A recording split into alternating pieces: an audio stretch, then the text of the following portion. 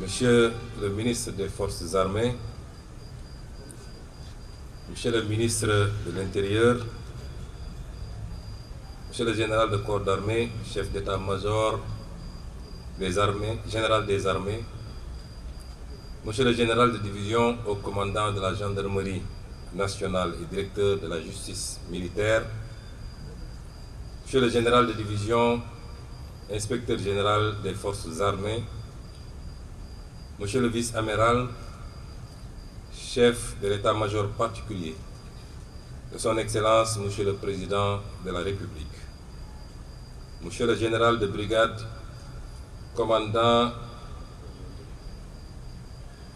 la brigade nationale des sapeurs-pompiers, Madame, Messieurs les officiers généraux, Monsieur le colonel, commandant la zone militaire numéro 1, Monsieur les officiers, sous-officiers et militaires de rang, et militaires du rang, chers grands anciens, mesdames et messieurs, chers invités à vos rangs, titres et qualités.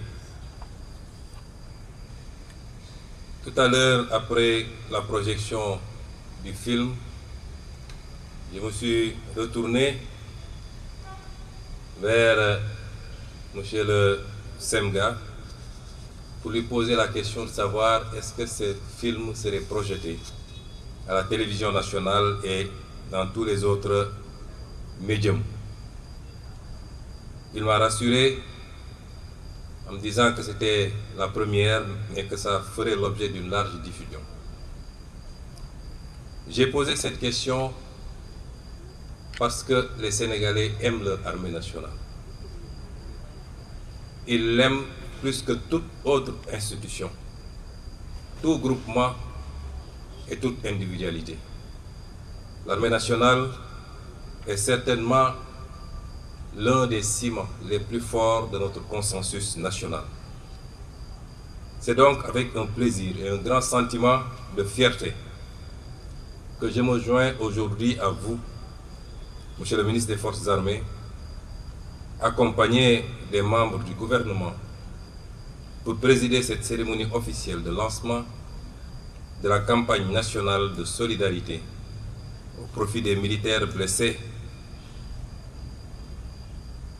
de guerre et des invalides. Je voudrais d'emblée saluer cette belle initiative du chef d'état-major général des armées qui a très vite rencontré l'onction de son Excellence, Monsieur le Président de la République, Bassirou Diomaye Diakhar Faye, chef suprême des armées. En effet, cette activité majeure qui nous réunit aujourd'hui est au cœur de sa vision et de l'engagement du gouvernement au service de nos concitoyens. Cette initiative incarne les valeurs de patriotisme et de solidarité qui guident au quotidien nos actions et notre engagement citoyen. En vérité, elle est un événement national traduisant la reconnaissance de la nation toute entière envers ces dignes filles et fils qui, aujourd'hui, sont blessés ou malades en défendant la patrie.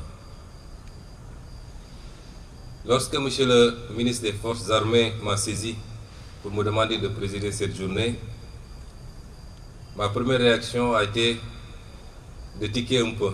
Et ma réponse était de dire qu'à mon regard, cet événement est tellement important qu'il méritait d'être placé sous la présidence effective de son Excellence, Monsieur le Président de la République, chef suprême des armées.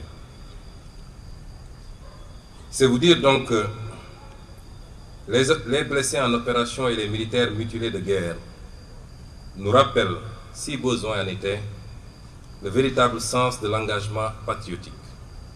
Ils ravivent la mémoire de nos compatriotes, issus de toutes les forces de défense et de sécurité, tombés au champ de l'honneur pour la souveraineté de notre pays, sa sécurité et la protection des populations et de leurs biens. Je m'incline donc pieusement devant leur mémoire et réitère toute ma compassion à leur famille. Partout où ils reposent, que la miséricorde du Seigneur les accompagne.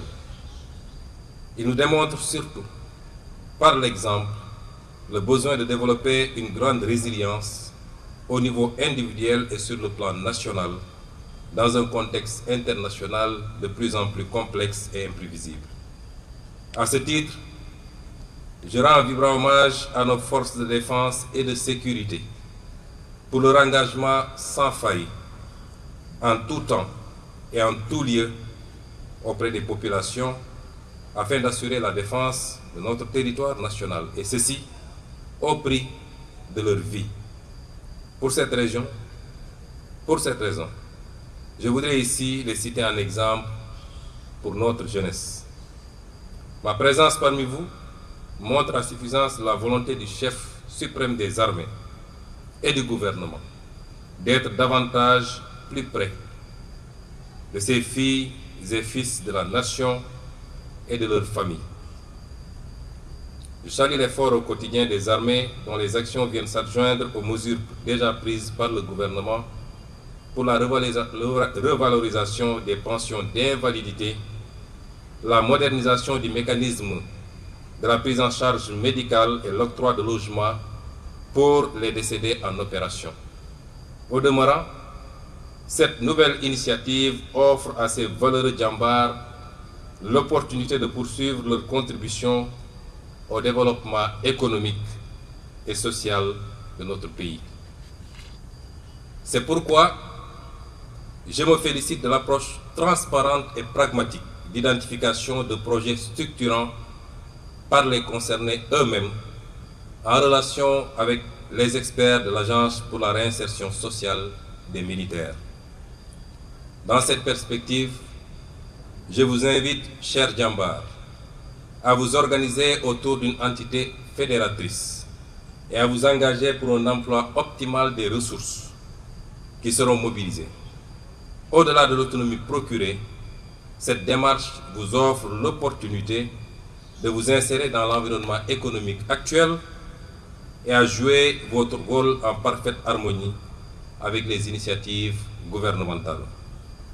Je puis vous assurer du soutien indéfectible du chef suprême des armées et à tous les services du gouvernement dans la mise en œuvre de cette belle initiative. Au-delà de la volonté du Dello Njukkal, signe de reconnaissance des sacrifices que vous avez consentis, cet élan de solidarité est une manifestation de la communion armée-nation, notion très chère à son Excellence le Président de la République.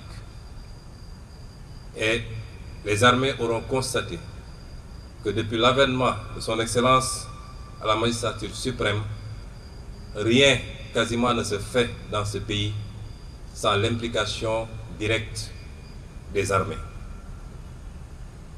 Une valeur cardinale traduisant toute la fierté de nos compatriotes pour le professionnalisme de leur armée et qui constitue un véritable levier de construction citoyenne.